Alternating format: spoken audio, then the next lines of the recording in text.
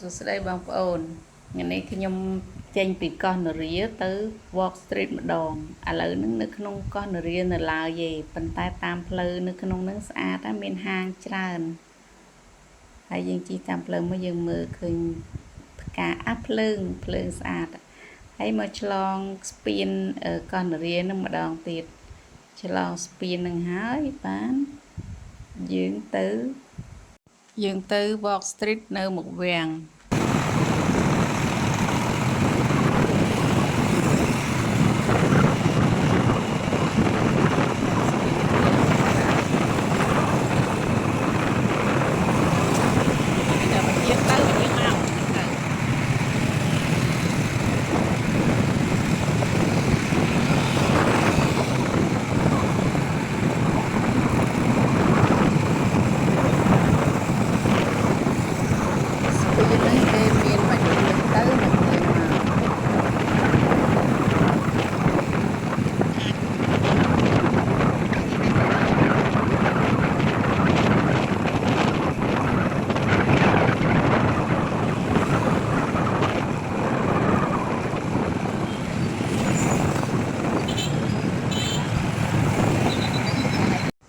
ឥឡូវយើងមកដល់ Nagavel ហើយ Nagavel ពេលយប់គឺស្អាតតើបងប្អូននៅសួនច្បារហើយនឹងភ្លើងគេរៀបចំភ្លើងស្អាតចឹងណាយើងជិះមុខ Nagavel ទៅដល់ឡៃកែងហ្នឹងគឺយើងត្រូវបត់ស្ដាំប្រពន្ធព្រៀបដូចពេលអើយព្រែណែតនឹងសេសាហើយនៅតាមផ្លូវហ្នឹងគេមានលក់ពោតផ្ទុះមានលក់ព្រីងហ្នឹងគេរៀបចេះបងប្អូនរៀបឡើងស្មើស្អាតរៀបមកគ្រាប់នៅលើផ្ទៃហ្នឹងណានេះអញ្ចឹងឡើងពេញឃើញច្រើនហើយគ្រាប់ព្រីងហ្នឹងធំមែនតែនឥឡូវនេះយើងជិះមកដល់កម្ពុជាណាអូតែលកម្ពុជាណាមិនមែនអូតែលកម្បងយ៉ាងណាទេអូតែលហ្នឹងគឺស្អាតធ្វើមុនដំបូងមុនគេស្អាតមុនគេបន្ទាប់មកគេធ្វើក្រោយទៀតទៅក៏គេអភិវឌ្ឍស្អាតតាមបែបថ្មីចឹងទៅ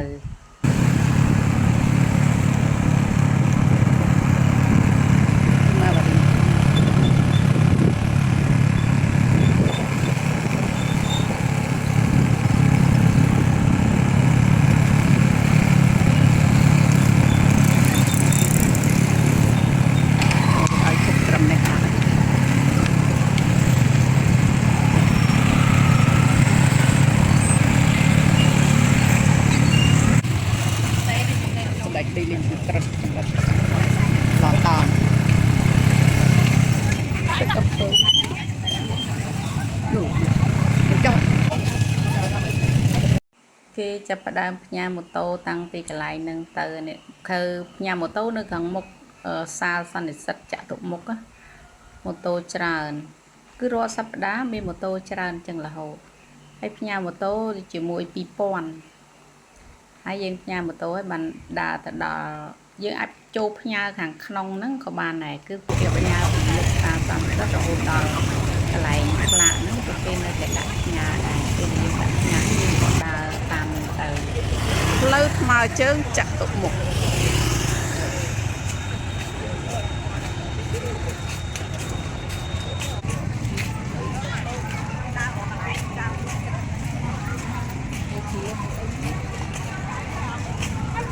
លៀងហើយជាស្រួលបងប្អូនលក់តាំងពីនេះទៅហើយមុខសាកាន់សិនស្បែកជើង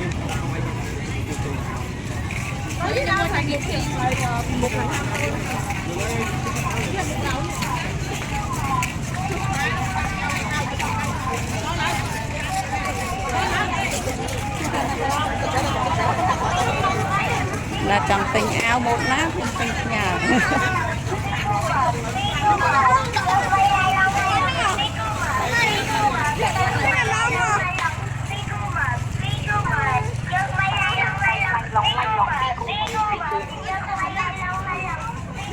បាច់ជើងថ្មីឡងឡៃឡង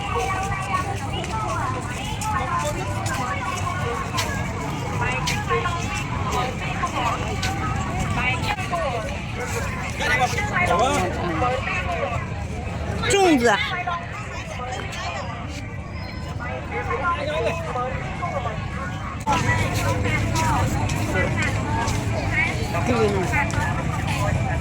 alangkah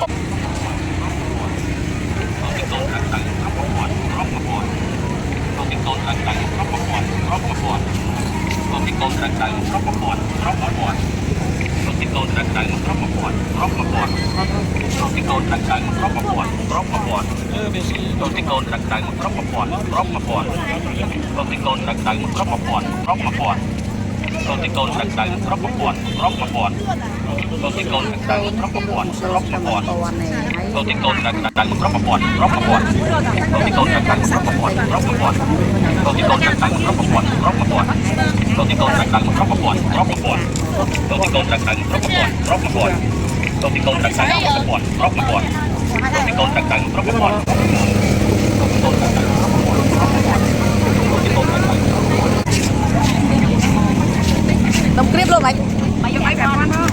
Vô tầm muối. Muối đi con. Muối mày.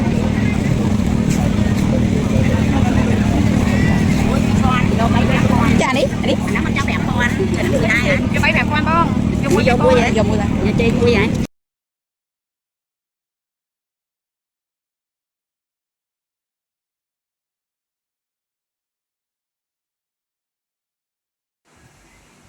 Lời dân đam mà đang lại nồng kriệp nắng vậy đến nồng nắng đi xa chứ mình từ bốn tu chứ phải ăn vô thông từ hay muối pi pòn bây giờ tinh bấy pram pòn hay bây giờ tinh vô ăn luôn ai nhé tinh chơi nắng muối mà pòn pram hay nhâm tới nắng tinh tầm muối để nhâm với mày á chè nhâm liền lên từ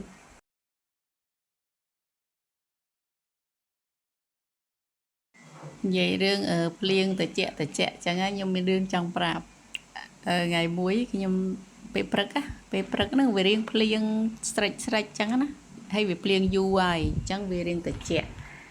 chẹ nhung chanh pe riang plieng nhung chanh tới nhâm bò nơi chép xa đờ nhâm nơi chép xa miền lột mồn máu nhung còn đặt bạch lột pram rồi chẳng á đã hái lục oi po ấy hái lục có vậy thật trẻ liền trẻ chẳng bờ đầy ọc cái đằng sôi mấy lục này dù mà phê chiến á đào phê chẳng nhầm lười chẳng nhầm nhẹ ách nhầm có to thật trẻ chỉ lục mấy cổ miên phút đầy ca chắc hay lục lại ta chẳng vậy lên vậy ban sao chứ nhôm cũng oi bị stress phê hay nhầm cái lại thật trẻ vậy lên nhà ban sát vậy á bàn tay không vậy chăng bùi dân chỉ lốt dân mình thấy vậy chăng ấy để thấy lượt ảnh một nhóm ta vậy tới tầm miên đương ấy tha mình thử chăng á nhưng vậy phim nhưng mà chơi tục anh ấy chỉ đặt thoa một chiết bọc nhưng chẳng ai lời dân một đo lại chma này cái nhom chụp lại được xua cái trái nè bây giờ sao đây đã sắp đây xì nặt cả một cái cùi đừng nước chứ mình bố như mà tóc ta là phê xua tới mà mình tiền hay cái cùi đừng nghiêm hay nhom xua tới tháng mà nó tinh má khai mẹ cái thà tinh tê mà nó cái khơi nó là bòn bọt hay cái rồi rơi vô mình chăm trắng nè hay mà đấy nhom tha mình chỉ mà mai dương sót đấy vì chỉ pui cắt bỏ tê ha vì sạch để tha bỏ vì sạch ấy thì chay nhâm ấy cái tà lồn ngao tà lồn ấy hay nhâm tinh đùm kriệp mình những ao cần hỏi tới cái lúc đầy dồ cái chay nhâm đài để nhâm bàn tì tì hay pe đây nhâm gì ấp pe đây mà cha cái gì tha chứ mà nó hở là bòn vót nó nghe câu nó rơi là bòn vót nó nghe ấy kì ngư thao mình chặt kì vậy đôi cái đằng thành gì đau kia vậy nè lại nè vì vậy thử là bọn vót nó nha thì chẳng gì lịch mà chặt thì chẳng á hay coi du rập máu ở bên châu ta na đấy hay mình chặt đôi tham bạch ấy đi coi thôi ta chẳng đâu biết châu ta na đấy hỏi nông nghiệp ao vậy cái chè dồ cái chè nhâm khục một តែបាយអត់សូវទេចេះតែតឡងចេះតែផ្លែឈើអីចឹងទៅបងប្អូនបើទៅលេងអាចជួបឯងគាត់នឹងអ្នកលក់ដូចជាលក់ដូចតាគៀបដូចចងសក់អីចឹងនេះលក់នេះគ្រឿងអលង្ការអីនៅយើងដើរកន្លែងផុតពីផ្សារសន្និសិទបន្តិចមកគឺឃើញហើយឃើញកន្លែងលក់គាត់ឯនៅខាងស្ដាំដៃចិត្តកន្លែងលក់ភេសជ្ជៈហ្នឹងយើងកន្លែងមើលទៅបើចង់ជួបទៅជួបបានឥឡូវនេះយើងមកដល់កន្លែងគេលក់បតោងសោហ្នឹងគេចាក់ពុំគេចាក់អំពីជ័រទេប៉ុន្តែពេលដែលយើងមើលចឹងដូចធ្វើអំពីដែកចឹងហើយខ្មែរយើងជាអ្នកធ្វើទេខ្មែរយើងចេះធ្វើហើយមួយ8000ពេលដាក់ទៅស្អាតតានេះគេឆ្លាក់ក្បាច់ខ្មែរធ្វើបានស្អាតឃើញអញ្ចឹងមែនយើងចេញទៅដើរលេងអីខ្លះទៅគឺវាលេងឈឺហ្នឹងហើយអញ្ចឹងណាពួកអីមានកូនមិត្តភក្តិខ្ញុំគាត់ធ្លាប់គាត់កើតជំងឺ stress ប៉ុន្តែយើងអត់ដឹងទេវាឈឺកន្លែងនេះឈឺកន្លែងនោះយើងចេះទៅពេទ្យដល់ទៅពេទ្យទៅវាអត់ជាលេបថ្នាំមកវាអត់ជាក៏ទៅកន្លែងរោគចិត្តសាស្ត្រគ្រូពេទ្យព្យាបាលចិត្តសាស្ត្រតែពេលពេទ្យចិត្តសាស្ត្រថាអូកូននឹងកើត stress ដល់អញ្ចឹងគេប្រាប់វិធីថាត្រូវធ្វើម៉េចអញ្ចឹងណាប៉ុន្តែសំខាន់គឺឲ្យគាត់នឹងមានអារម្មណ៍ល្អដើរលេងដើរអីស្រូបយកខ្យល់អាកាសអីខ្លះអញ្ចឹងគឺជំងឺនឹងវានឹងជាហើយយើងកុំគិតច្រើនយើងកុំពិបាកចិត្តណាហើយបើយើងអត់ដឹងយើងចេះតែព្យាបាលលេបថ្នាំនេះលេបថ្នាំនោះទៅអាថ្នាំហ្នឹងវាធ្វើឲ្យប៉ះពាល់ដល់សុខភាពយើងកន្លែងផ្សេងទៀតអញ្ចឹងបានថាយើងមិនចេះតែលេបទេថ្នាំបើសិនជាអាចព្យាបាលដោយរុក្ខជាតិព្យាបាលទៅឥឡូវយើងដើរមកដល់ចិត្តមុខវាំងឯងនិយាយទៅវាំងយើងមើលពីចម្ងាយស្អាតមើលពីចម្ងាយយ៉ាងណាក៏មើលទៅស្អាតដូចថាលេចធ្លោតែម្ដងគេរៀបចំទៅមើលទៅឃើញស្អាតមកហើយនេះនៅខាងស្ដាំដៃចិត្តព្រះអង្គដង្កើនេះគេមានលក់ឃ្មុំអាំងនឹងតំណងតែបងប្អូនវាឈ្ងុយដើរចិត្តទៅឈ្ងុយតែឃើញដុំទូចចឹងឯងប៉ុន្តែយើងញ៉ាំអត់អស់ដោយសារវារៀងតលាន់ហើយខ្ញុំប្រាប់រឿងមួយទៀតបងប្អូនកូនក្មួយទាំងអស់គ្នាពេលដែលយើងទៅដើរលេងឬក៏ទៅទីណាក៏ដោយយើងត្រូវប្រកាន់ថាយើងមានជាតិនិយមចំណីអាហារគឺយើងញ៉ាំរបស់ខ្មែរទៅទី1វាអត់ប៉ះពាល់សុខភាពទី2បានជួយដល់អ្នកលក់ដែលជាខ្មែរទី3គឺបានអ្នកដែលអ្នកស្រែចម្ការពេលដែលអ្នកលក់នឹងយកមកលក់ទៅដាច់គាត់មិនទៅទិញពីអ្នកស្រែចម្ការយកមកទៀតយើងញ៉ាំទៅបានគាត់លក់ដាច់ច្រើនហើយបើយើងកន្លែងតែញ៉ាំរបស់គេរបស់នាំចូលអញ្ចឹងប្រទេសគេនឹងលុយដែលយើងទិញហ្នឹងគឺគេយកទៅប្រទេសគេហើយឧទាហរណ៍ថាយើងលក់បាន1000អញ្ចឹងចំណាយទៅគេចូល700សល់តែ300នៅស្រុកខ្មែរអញ្ចឹងបើយើងទិញរបស់ដែលជារបស់ខ្មែរនំចំណីក៏ដោយរបស់ប្រើប្រាស់ក៏ដោយយើងត្រូវគិតថារបស់ហ្នឹងអ្នកណាជាអ្នកធ្វើនៅឯណាធ្វើអំពីអីហើយយើងនឹងទិញទៅវាមិនខុសទេបើសិនជាយើងអត់ដឹងថាគេធ្វើអំពីអីយើងចេះតែទិញគឺអត់កើតទេឥឡូវនេះយើងមកដល់កន្លែង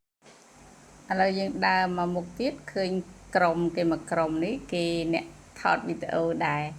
តែក្រុមគេថតវីដេអូហ្នឹងគេមានជាក្រុមមាន4-5នាក់ជិត10នាក់អីចឹងទៅហើយគេមានប្រដាប់ប្រដាមានកាមេរ៉ាមានកាមេរ៉ាមែនហើយបើខ្ញុំវិញខ្ញុំមានតែ2នាក់ថតទាំងអស់គ្នាអត់មានថាកម្មថតឲ្យទេអត់ទូរស័ព្ទម្នាក់មួយដើរថតហើយខាងនេះគេអ្នកក្រុមក្មេងៗគេ creator អីដែរ YouTuber អីចឹងណាហើយគេដើរថតទៅជួបគ្នាចឹងទៅគឺរបស់នាំចូលមានច្រើនណាប្រទេសណាក៏មាននេះនាំចូលមកស្រុកខ្មែរយើង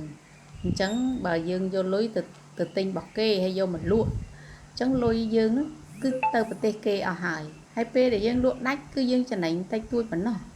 ប៉ុន្តែបើយើងទិញរបស់ដែលផលិតនៅស្រុកខ្មែរទោះជារបស់ហ្នឹងវាថ្លៃជាងផលិតផលនាំចូលបន្តិចមែនប៉ុន្តែវាបានជួយដល់ខ្មែរយើងហើយលុយរបស់យើងហ្នឹង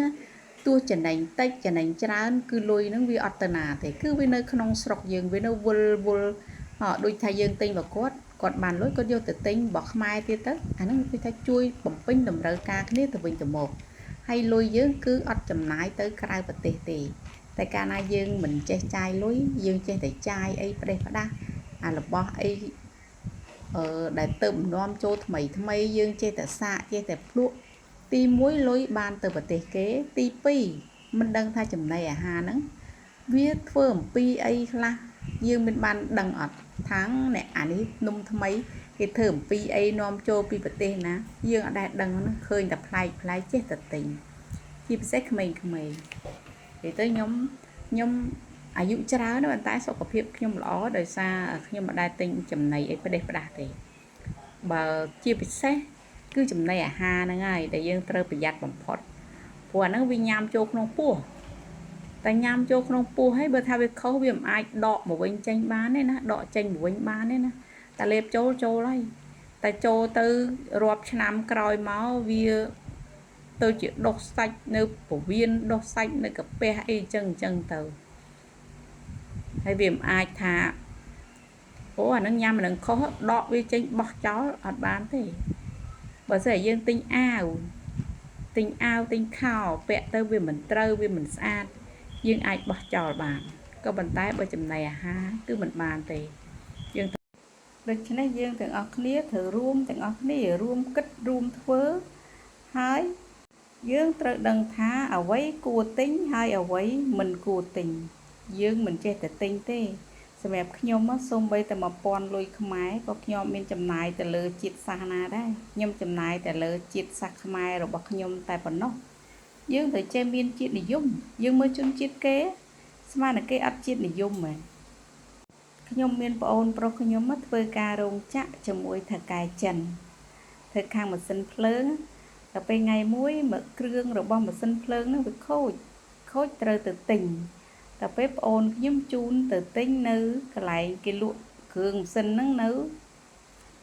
ម្ដុំវត្តពុទ្ធតែពេលទៅដល់ឃើញហើយមានហើយអាហ្នឹងគេលក់តម្លៃ$90 $90ហ្នឹងទិញភ្លាមបានភ្លាមប៉ុន្តែដឹងមិនទេចិនអត់ទិញទេណាគឺចិនកំងពីស្រុកចិនតម្លៃ$120ហើយ3ខែបានមកដល់គេសុកចិត្តរងចាំសុកចិត្តចំណាយច្រើនគឺឲ្យតែបានលុយហ្នឹងគឺគេទិញគ្រប់គ្រងផលិតផលជាតិរបស់គេផលិតផលដែលយកពីប្រទេសគេមកចុះយើងមានដែរធ្វើអញ្ចឹងអត់បើយើងដើរផ្សារយើងរកអត់ឃើញផលិតផលរបស់ខ្មែរនៅតូបនឹងអត់មានយើងត្រូវទៅសួរនៅតូបមួយទៀតអត់មានទៀតយើងទៅសួរតូបមួយទៀតយ៉ាងច្រើន4-5តូបយើងរកឃើញផលិតផលខ្មែរដែលយើងចង់ទិញហើយអ្នកខ្លះគ្រាន់តែសួរឲ្យអត់មានក៏ទិញផលិតផលនាំចូលតែម្ដងយើងត្រូវព្យាយាមយើងត្រូវចំណាយពេលស្វែងរកទាំងអស់គ្នាហើយបើនៅក្នុងស្រុកភូមិហ្នឹងស្រុកភូមិយើងហ្នឹងនៅក្នុងតំបន់ហ្នឹងអត់មានអ្នកលក់ទេរកណាក៏មិនបានទិញខ្លួនឯងលក់បដ ாய் ទៅព្រោះអត់មានបើមានលក់គឺបើមានតែយើងលក់អញ្ចឹងយើងលក់ដាច់ហើយគេនោះកាលនឹងគេមកមួយក្រុមគេមកថតអីគេគ្នាគេច្រើនដែរតែខ្ញុំមិនបានសួរគេថាគេថតអំពីអីចឹងគាត់តែមើលគេខ្ញុំឃើញថានៅស្រុកខ្មែរយើងឥឡូវរៀងដឹងរបៀបរបបច្រើនណាដូចថាពេលដែលមានមនុស្សច្រើនអីចឹងអត់ឃើញមានសម្រាមទេបើយើងប្រៀបធៀបកាលពីប្រហែលឆ្នាំមុន 4-10 ឆ្នាំមុនមកមនុស្សប៉ុណ្ណេះវិញបាច់ទេសិតតែសម្រាមពេញថ្នល់បើបុណ្យនំទូកវិញបើថាពេលតែបុណ្យហើយសម្រាមទាំងឡាននៅចោលពេញថ្នល់ហ្នឹងដបទឹកសុទ្ធដបអីនេះឥឡូវយើងឃើញមានរបៀបទួចចង់និយាយថាវាមានខ្លះដែរមួយអីចឹងវាមិនគោដូចមុនឥឡូវចេះដឹងច្រើនហើយមួយទៀតចំណុចល្អគឺអត់ឃើញដូចថាអត់ឃើញមានចោលអត់មានចោលឆក់ចោលលួចអីចឹងអត់ឃើញទេអត់ដូចថាអត់មានលឺអ្នកណាថាប្រកាសថាបាត់អីចឹងណាហើយពេលដើរលេងគឺយើងត្រូវកាន់ដៃ មានកូនទូចអីកាន់ដៃឲ្យជាប់ពូខ្ញុំអាសាឃើញគេប្រកាសនៅកន្លែងតន្ត្រីហ្នឹងមានកូនក្មេងឬបានកូនក្មេងខ្លះរើបានសវត្តម៉ូតូខ្លះរើបានសោម៉ូតូហើយពេលដែលរើបានគឺត្រូវយកទៅកន្លែងគេប្រគំតន្ត្រីកន្លែងណាដែលមានមីក្រូអញ្ចឹងយើងយកទៅឲ្យគេទៅគេប្រកាសរកម្ចាស់អញ្ចឹងបើសិនជាយើងរើបានរបស់គេយើងជួយយកទៅប្រគល់ឲ្យកន្លែងនឹងផងដើម្បីឲ្យគេប្រកាសរកម្ចាស់ព្រោះថាបើយើងយកទៅដូចជាសោម៉ូតូអីមិននឹងយកទៅធ្វើអីទេអាគ្នាបាត់នេះពិបាករណាអត់ដឹងថាត្រូវធ្វើមិនទេទៅរកជាងឯណាអីឯណាអត់ងាយរកទេអញ្ចឹងបើយើងរើសបានហើយជួយយកប្រគល់ទៅឲ្យកន្លែងគេប្រកាសផ្សាយនឹងផងការដើរលេងដឹងមិនខ្ញុំចូលចិត្តដើរលេងបានខ្ញុំថតវីដេអូដើរលេងអញ្ចឹងណាតាំងពីក្មេងមកនិយាយប៉ុននំទូកចាប់ផ្ដើមធ្វើថ្ងៃណាឆ្នាំណាគឺខ្ញុំដើរឆ្នាំហ្នឹងឯងមួយឆ្នាំគេដើរលេង3ថ្ងៃខ្ញុំដើរ3ថ្ងៃអត់មានឲ្យបាត់មួយថ្ងៃដើររហូតនិយាយទៅរហូតមកអត់ដែលខានឆ្នាំណាដែលខានដោយសារគេអត់ប្រារព្ធពិធីបុណ្យអុំទូកអញ្ចឹងខ្ញុំខានបើឆ្នាំណាគេប្រារព្ធដឹងឲ្យខ្ញុំមានមុខខ្ញុំទៅរហូតហើយប្រកែបជ្រៀតគេទៀតកាលពីក្មេងតាមានតន្ត្រីហើយជ្រៀតទៅមុខម្ដងបន្តិចកន្លែងតលាយទៅមុខបន្តិចទៅមុខដល់មុខគេហ្មងបានឈប់ហើយមើលដល់អស់ចិត្តបានមកផ្ទះជួនកាលមើលដល់គេចប់ដល់តន្ត្រីនឹងគេបិទបានមកផ្ទះអាហ្នឹងខ្ញុំនិយាយតាំងពីខ្ញុំនៅក្មេងឯងបងប្អូនម្ដុំអាយុ17 18 19ហ្នឹងពេញលេងពេលដើរមកផ្ទះដើរពីផ្ទះពីម្ដុំគ្រីរុំរោងកុនគ្រីរុំទៅដល់វិមានឯករាជ្យហើយទៅដល់មុខវាំងហើយដើរពីមុខវាំងត្រឡប់មកវិញដល់មានឯករាជ្យហើយដើរមកដល់ពេទ្យចិនទៀតបើថ្ងៃណាមានលុយទៅជីស៊ីក្លូមកដល់7នាក់អី7នាក់ហ្នឹងជីអាកន្លែងពូកគេអង្គុយហ្នឹងហើយនៅអាកន្លែងផ្អែកហ្នឹង2នាក់អាហ្នឹង2នាក់អាកន្លែងពូកអង្គុយ2នាក់4នាក់ពូកអង្គុយ1នាក់ទេ5នាក់ហើយជីសងខាងលើអាកន្លែងប្រកាន់ដៃហ្នឹង2នាក់5ហើយនឹងអង្គុយខាងក្រោមមកកន្លែងគេដាក់ជើងនឹងមួយទៀត6ខ្វះមួយទៀតអង្គុយបាន7នាក់អូអង្គុយលើភ្លៅអាអ្នកកដាលចេះហ៊ានជីដែរកាលហ្នឹងនៅក្មេងមិនដឹងអីបើចាស់ដល់ឥឡូវអត់ហ៊ានជីប៉ុណ្ណឹងឥឡូវដើរមកដល់ជួបតកែម្ចាស់ brand skinny គេទៅលេងដែរហើយដឹងគេថតកម្មវិធីអីយើងចេះថតទៅអត់បានសួរគេផងទៅពេលយើងដើរទៅមុខទៀតគឺទៅដល់កន្លែងអ្នកចម្រៀងស្រីនេះគាត់ច្រៀងព្រោះគួសមហើយដល់ហើយបើសិនជាយើងដើរផុតពីនឹងទៅទៀតគឺទៅដល់កន្លែងក្រុមតន្ត្រីបុរាណណាក្រុមតន្ត្រីហ្នឹងគេមានរាំវង់រាំក្បាច់សារវ័នឡាំលាវអីចឹងទៅប៉ុន្តែឥឡូវថ្ងៃនេះយើងបញ្ចប់វីដេអូត្រឹមហ្នឹងសិនចាំនៅវគ្គ2ខ្ញុំផុសកន្លែងរាំម្ដងអរគុណច្រើនសម្រាប់ការទស្សនាវីដេអូពីដើមដល់ចប់ជម្រាបលា